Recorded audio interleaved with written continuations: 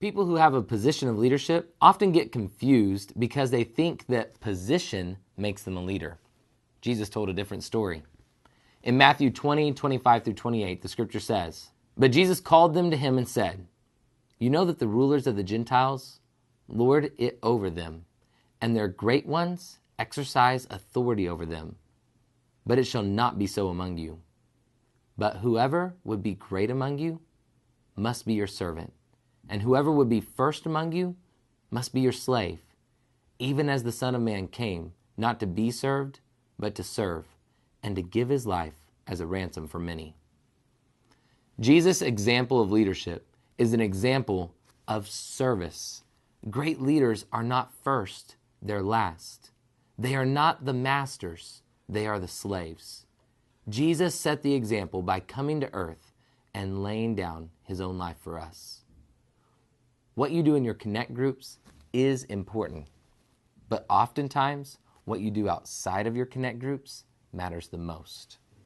As a connect group leader, your entire focus at church should be connecting with your students.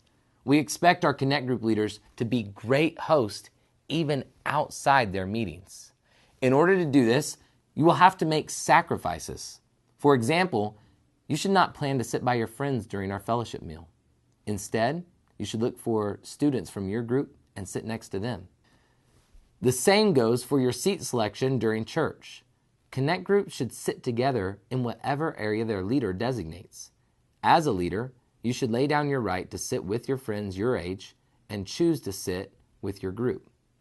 You will also have to be aware of your students. You need to learn to notice them when they walk in the door so you can make an effort to greet them right away.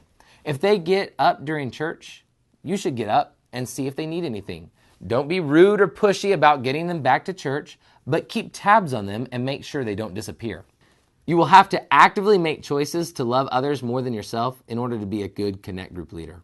Before you accept this role, weigh the cost. Would you be okay with a leader in our student ministry approaching you about spending more time with students and less time with your friends?